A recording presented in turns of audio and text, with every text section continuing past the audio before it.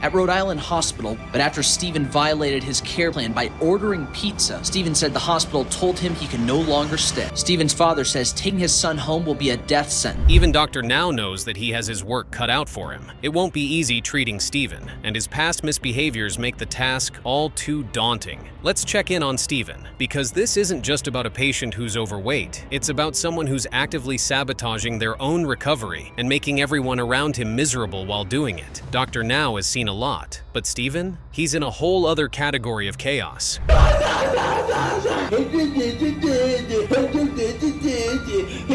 His brother Justin is over 600 pounds, and he's also coming with him.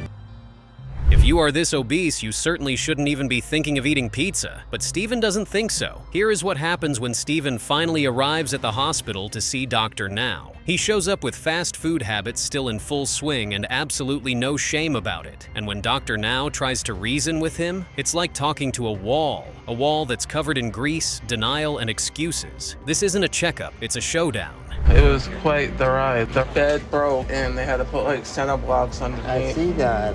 Where's your pain? My legs, but more so on the right side. Okay, let's get you in and check you out. Yeah, sorry Dad, Stephen doesn't look like he's feeling good at all. At the same time, Justin, who is also morbidly obese, has been admitted by the doctor too. But now Stephen is crying because his dad is leaving him. And the wild part? His tears aren't about his health or his future. They're about losing the emotional crutch he's leaned on his entire life. Stephen's falling apart, but he's still trying to drag everyone down with him. Yes, call for the nurse. I'd like to go for a walk, please. I'm just ready to go and get back home. And I don't need help like this, Stephen does. So I'm not staying here. I'm getting admitted to the hospital.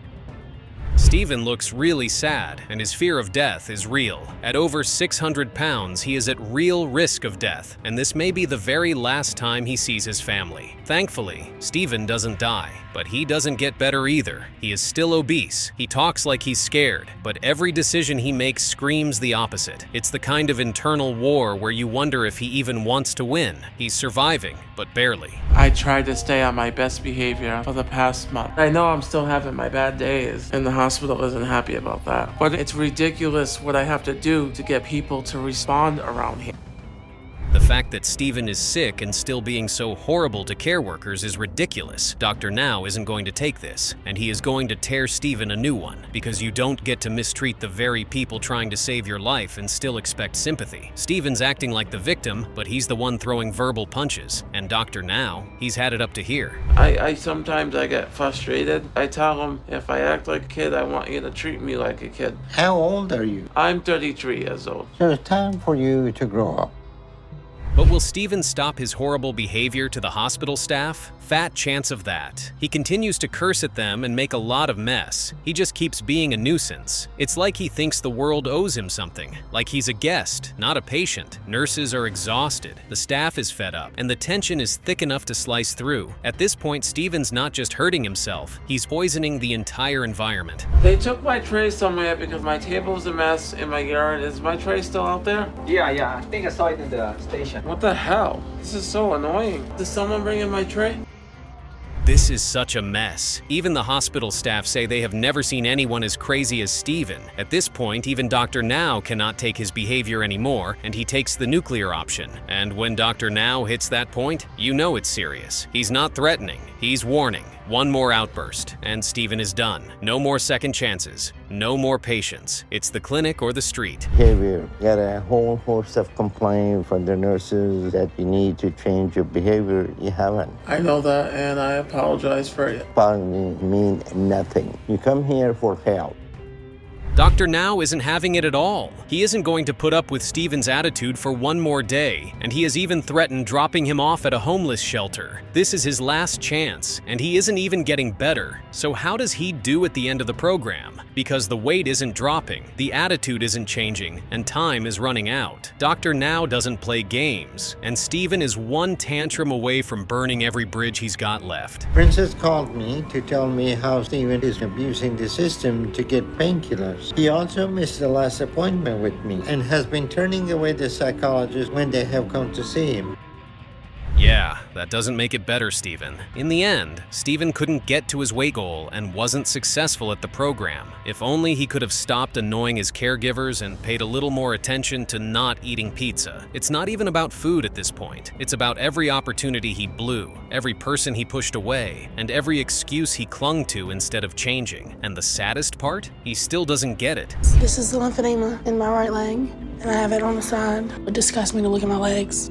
When the lymphedema came on, that was the turning point. That's when things really got bad. I can't take care of myself any longer. You squished that one. It is difficult to imagine someone living like this, but this is the life that Christina lives. The only hope she has now is for Doctor, now to admit her and put her on his program. But will it be that easy? But first, more about her life. Because this isn't just about numbers on a scale, it's about survival. Christina is barely living, trapped in a body that's breaking down. The door to help is right there, but walking through it won't be simple. Sister, he was just funny and someone that I could get along with, and we've been together ever since. When I first met her, I didn't think nothing about her weight. It was kind of love at first sight. She's smart, pretty, intelligent.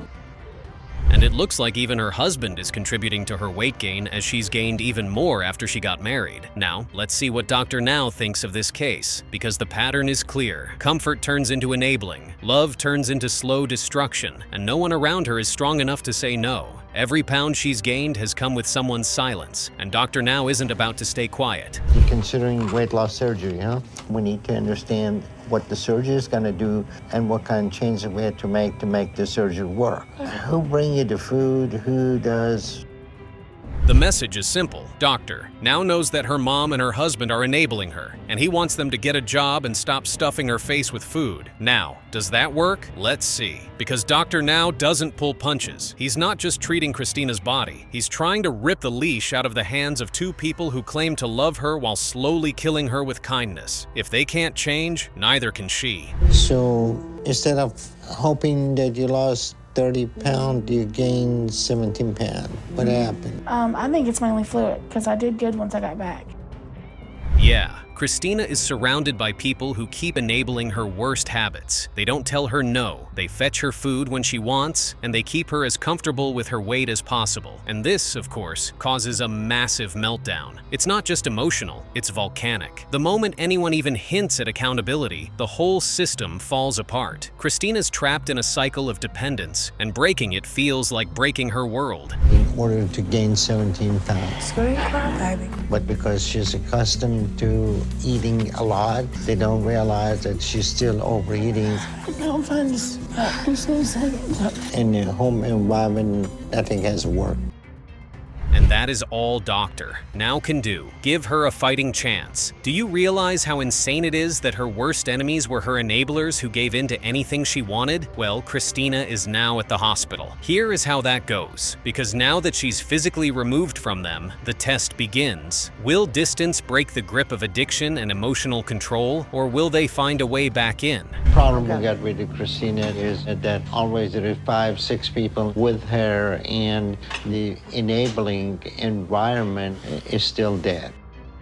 Christina is obviously lying, and Dr. Now knows. Despite separating her from her enablers, they have returned to continue smuggling food to her, and as a result, she has only lost 4 pounds. But now she is qualified for lymphedema surgery, and here is the result. She's burning bridges and calories at the same time. The scale barely budged, but the surgery? It might just give her a second chance, if she's finally ready to stop sabotaging herself. This is very major surgery. These masses are tricky and difficult. I think it's going to be great for her. Hopefully, once it's all said and done, the recovery will be pretty quick and The surgery went well, and it means that Christina can now lose even more weight now that she has more mobility. How well does she lose weight? Will she qualify for a weight loss surgery? Let's see, because now the excuses are gone. With the swelling down and movement restored, it's just her willpower, and a bathroom scale that doesn't care about intentions. Dr. Now's watching closely. This is her moment to prove herself. No.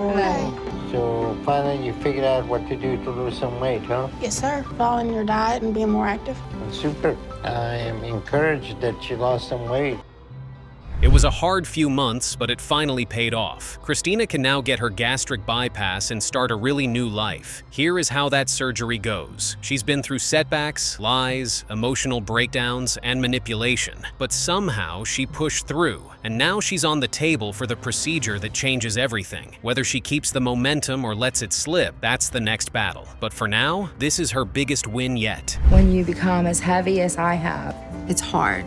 It's real hard. Sometimes it feels like I'm dead. I cannot do the things that normal people take for granted, like walking to the bathroom. Penny is right. Living like this has got to be hell. She cannot stand on her own, cannot pee, cannot use the toilet, and is nearly a living dead. But how did she manage to even get this big? It didn't happen overnight. It took years of denial, emotional eating, and people around her refusing to push back. Now she's trapped in her own body, with no mobility, no dignity, and barely any hope. The only question left is, does she really want out? Every time I had a problem, it's 1 pound, 2 pounds, 5 pounds, and I just kept going. Even as early as 2nd and 3rd grade, I knew I was heavier. You can feel hopelessness in Penny's voice. She has a son, but she cannot really take care of him because of her weight. She cannot even go to school functions with him. This means she should be quite motivated to lose weight, right? Well, that's the heartbreaking contradiction. She says she wants to be there for him, but every action tells a different story. You want to root for her, but at what point does sympathy turn into frustration? This is the largest fish in the market. Okay. A normal body mass index is about 20. 35 is morbidly obese. Over 40 is super morbidly obese. Dr. Now can already guess that Penny is surrounded by enablers who don't tell her no. He's now admitted her and says she should be able to lose 20 to 30 pounds in 1 month if she is on a strict diet. Will Penny do that? Let's see. Because this isn't just about calories, it's about control. If she follows the plan, she gets her life back. If she doesn't, well, doctor, Now's not in the business of coddling grown adults. I know that I have to still now change everything I've ever thought about eating. I'm never starving to death. At this point, the only thing I have left to do is either lose weight or lose my life.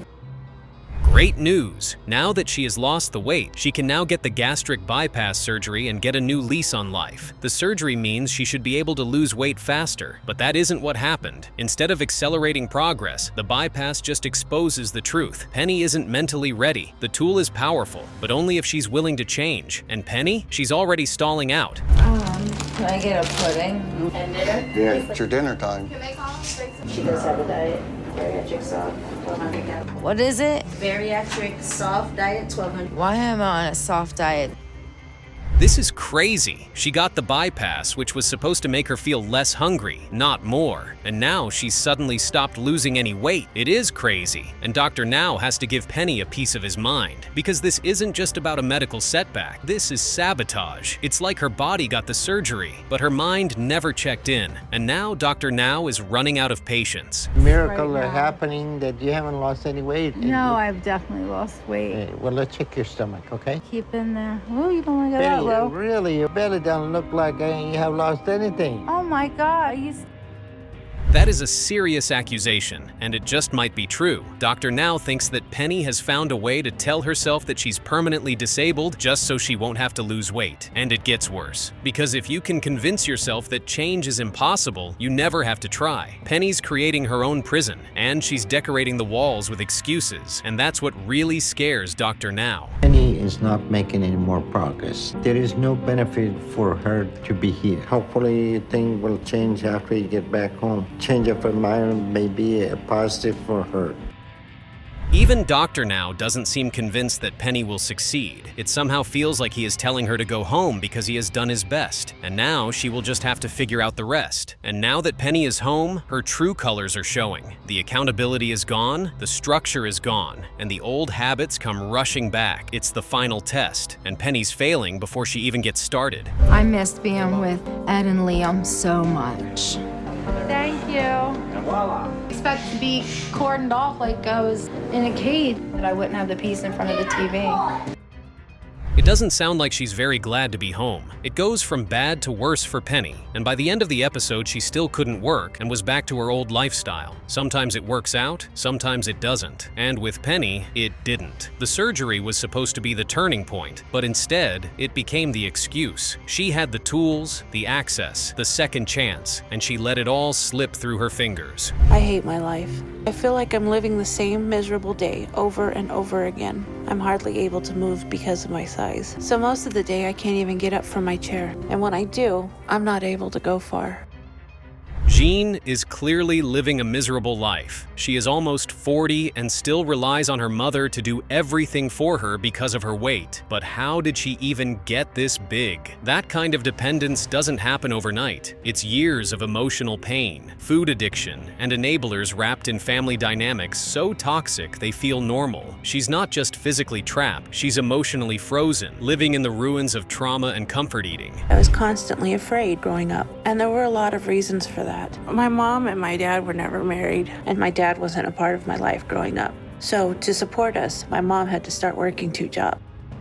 It is a really sad story and shows just how abuse can lead to horrible life outcomes. Now, Jean has to do the hard work of trying to lose the weight. Here is how she shows up at Dr. Now's hospital. She's broken in more ways than one. Mentally worn, physically overwhelmed, barely able to walk through the front door. This isn't just a health crisis, it's a psychological war, and the enemy is her past. Problem that you think the solution is weight loss surgery? Because I'm too heavy and I can't do it without it. Okay, so you decided already what the solution is for your problem. But I got news for you. The answer is clear to Doctor. Now, Jean has to find a way to lose some weight, and she has to do it fast. But will she? Let's see. Because time isn't on her side. Her body's breaking down. Her options are shrinking, and Dr. Now isn't going to sugarcoat reality. Either she makes serious changes now, or she risks losing everything, including her life. You're able to get a better look at the sore she has on her leg. To see that infection she has is very severe. Her overall hygiene seems to be extremely poor. Her mom says she's been trying to keep Jean clean. Her infection and her injury has complicated her weight loss even more. Dr. Now says there is only one solution, and that is for Jean to lose weight. So does she get it? Let's see. Because pain has now entered the picture, and that makes the fight even harder. But Dr. Now doesn't let pain become an excuse. He's seen people push through worse, and he's watching to see if Jean will step up or fold. At my last appointment, I was 702 pounds. But while I was in the hospital, I lost 53 pounds and got down to 649. Dr. Now told me to lose another 50 pounds on my own. How did it get this bad? Instead of losing weight, she gained even more, and now Dr. Now has to deal with this sad setback. Here is what he says. He's not just disappointed, he's concerned. Jean's failing the easiest part of the program, and it's not because of her body, it's her mindset. Every gain is a sign she's not ready, or worse, doesn't really want to change. We got you in the hospital and you lost 53 pounds. Halfway to your goal. So all you needed to do was lose the remaining 50 pounds in 6 weeks on your own to get down to your overall goal I gave you. That math does not add up at all, and Dr. Now knows it. Jean just couldn't stop eating, and now she won't be able to get her weight loss surgery. She says one thing and does another, and Dr. Now's had enough of the smoke and mirrors. There's no medical mystery here, just too many calories and not enough accountability, and now she's lost her shot, for now. What I want to know is why I should believe that when you have every chance to do it, but you're still lying to me. You're overeating, eating too much. Okay, I won't overeat anymore. Dr. Now knows that Jean is in a life and death situation, and he wants her to take her life seriously. But for some reason, Jean just can't get herself to stop eating, but she thinks she can still do it. That gap between what she says and what she does is killing her. Dr. Now sees it, and viewers see it too. Hope's not enough. At this point, she has to act, or she won't get another chance. You're not making any progress, and you think this is something that we should... I didn't get fat overnight, and it's not gonna take a couple weeks or a month or whatever. Everybody's different. But Dr. Now isn't understanding her excuses at all. He knows that she isn't changing her lifestyle, and he is willing to confront that truth instead of helping Jean hide behind it, because someone has to tell her the truth, brutally, directly, and without apology. She can cry, deflect, or lash out all she wants, but Dr. Now won't let her bury the reality. She's choosing food over her future. I've seen 9,000 people up to this point like you, and you tell me I can't understand you between the 9,000 people, that none of them are different than you. Everybody is not I the do same. understand you. The tension is thick. Jean's still spinning excuses, still leaning on old patterns, while Dr. Now is slowly losing faith. He's seen success stories, and he knows what effort looks like, and this isn't it. If Jean doesn't flip the switch soon, this whole journey ends not with a breakthrough, but with a slow, painful fade. Sometimes I dread waking up because my life is a nightmare. And I feel trapped in this body. And every day is painful. Kelly feels like she is imprisoned right in her body. The weight makes her tired of living like this, but she has no choice. Her only hope is Dr. Now, who can hopefully get her weight loss surgery. It's a crushing existence, stuck in a body that refuses to move, surrounded by pain, isolation, and shame. She knows something has to change, but the question isn't what anymore. It's how, and more importantly, if she has the fight left to do it. I knew I was up gaining weight, but that obviously scares me. And if Dr. Now doesn't allow me to be a patient of his, I don't know what I would do. But will Kelly be able to do that? Will she make the sacrifices she needs to make to change her eating habits and get a new lease on life? Before she can get to that, she suffers a devastating setback. It's a painful reminder that the clock is ticking and the next mistake could be fatal. Suddenly, this isn't about weight loss anymore. It's about survival. Come on. Come on. I'm on the floor. All right, Kelly, I know you're tired, but you can't let yourself get stuck in between the seats. You drop in between two of them. Kelly has probably experienced a much...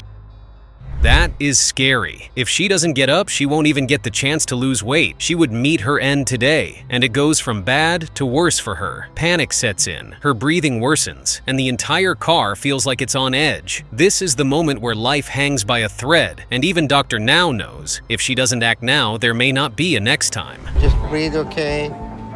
I need to be off. My knee is hurting. Okay, just take it easy. We got some help coming, okay? Can you push yourself backwards? Ow, ow! Hold on. Phew, that was scary. Kelly finally got out, and now she can start losing more weight. The next time she visits the hospital, she had better have good news, but Dr. Now thinks otherwise, because trauma alone doesn't cause change, behavior does. And while she says she wants this, Dr. Now's not seeing the effort to back it up. He's hopeful, but skeptical. Kelly, Yeah, how you doing today? I'm okay. So give me an update on your activity and your eating habit. Are you making the progress you need with both of those? Activity, yes. Eating habit, no. Despite almost losing her life weeks ago, Kelly has still continued to eat and gain weight. But Dr. Now cannot understand why she just won't stop eating. It's like the near-death experience never happened. She's right back in the same patterns, making the same choices and expecting different results. And for Dr. Now, that's the biggest red flag of all. The food here, so ordering out food. Let's sort it out and so we get some idea about it. First of all, you need to decide if you want to live or die right now. She wants to do the right thing, or whatever, but that is just obviously an excuse. She just can't be disciplined enough to lose weight, and Dr. Now cannot believe it. Every sentence is wrapped in deflection, but the scale doesn't lie, and neither does the scale. The numbers show exactly how serious she really is, and it's not enough. Okay?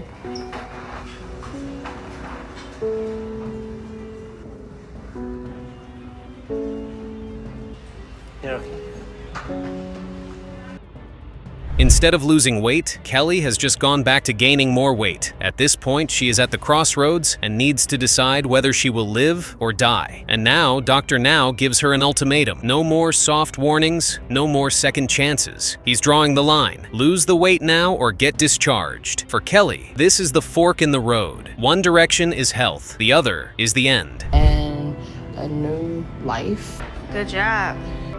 Proud of you. I signed up to change my life, and that's my ultimate goal. We have had Kelly in rehab. Yes, Kelly needs to do her part. You know it, I know it. But the question is, does Kelly know it? And will she do it? Only one way to find out here, because all the surgery in the world can't fix what the mind refuses to confront. Until Kelly owns the responsibility, she's just spinning in circles, and time is running out. Yes, all right, let's get you to the scale and see how things look. Then we'll get you on home. That's 0. 538 pounds. Thankfully, she dug deep, did her work, and now has been approved for weight loss surgery by Dr. Now. It was a hard and long road, but Kelly eventually did it. It didn't come easy. It came through setbacks, tears, and brutally honest conversations. But in the end, she showed just enough grit to earn her shot. And now the real journey begins. It's hard for me to breathe. It's hard for me to stand. It's hard for me to get around. Oh, Lord. It's hard for me to do normal things. My weight's handicapped me. I hurt a lot. Chuck knows he would rather be dead than having to live like this for the rest of his life. He is in really bad shape, and his only hope now is doctor. Now that kind of statement doesn't come lightly. It's not just frustration, it's despair. He's lost mobility, pride, independence, and now even the will to keep going. And when someone gets to that point, you realize this is no longer just a weight issue. You're over 600 pounds, huh? Yes, sir. If you'll cut me right now, I'm ready. What do you think gastric bypass is going to do to your eating habit? If you eat more than you need, it's going to make you hurt. It's a fight for survival. That is what most people don't realize. Gastric bypass isn't a miracle solution. If he doesn't fix his eating habit, a surgery wouldn't help him. Even a surgery might not be possible. And right after his hospital appointment, he goes straight to eating. It's sabotage in real time. The ink on the diet plan isn't even dry, and Chuck's already back in a drive-through mindset. It shows just how deep the addiction runs, and how much harder this road will be. All you can eat? I worry about Chuck fighting those cravings. It's a constant battle. He eats enough to feed 20 people. Sometimes I eat stuff I shouldn't eat. The fact that Chuck went right to eating just shows how hard his whole journey will be. If he cannot manage his appetite, he won't get anywhere. Time to see what happens at his next appointment, because no matter how many pounds he wants to lose, it all starts with one decision: to stop giving in. And so far, Chuck's instincts are still wired for comfort food, not discipline. That next weigh-in is about to get very real. All right, so we get you prepared for your operation, okay? Yes, sir. Chuck, he demonstrated that he can control his eating habit, and I think he's ready for surgery. The good news is that Chuck got his eating habits under control, and now he can get his gastric bypass and start living a much better life. But before that, the cameras caught this astonishing moment on camera. Right as Chuck was turning a corner physically, emotionally, he was unraveling. It's a moment that proves change isn't linear. You can lose weight and still lose control in other parts of your life. And the fallout, it's brutal. I love you, boy. We're gonna go take him home, okay? Huh? We're gonna take him home, okay? Take him home. You leaving me? You're gonna be fine. Some wife you are.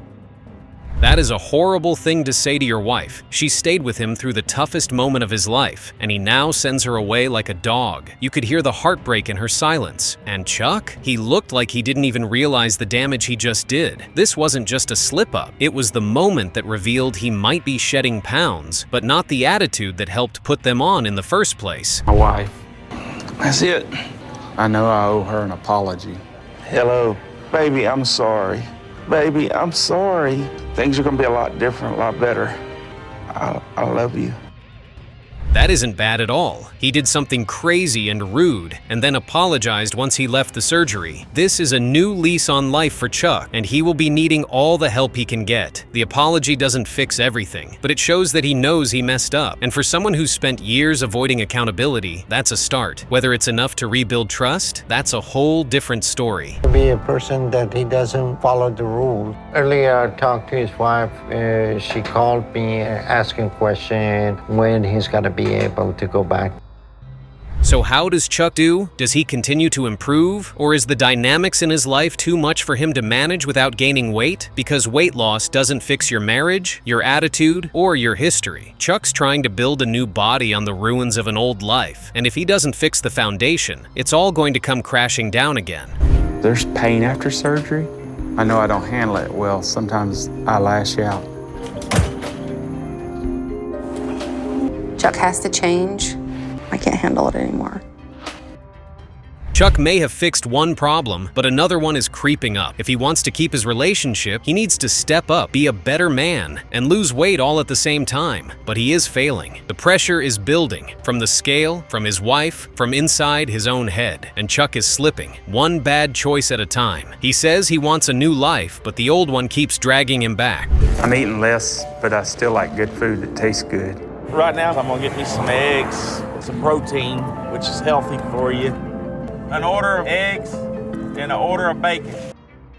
Chuck is now on the edge of two lives, one where he finally changes and one where he loses everything. The weight is still coming off, but the damage he's doing around him might be irreversible. You can watch someone shrink physically while still collapsing emotionally, and with Chuck, that's exactly what we're seeing.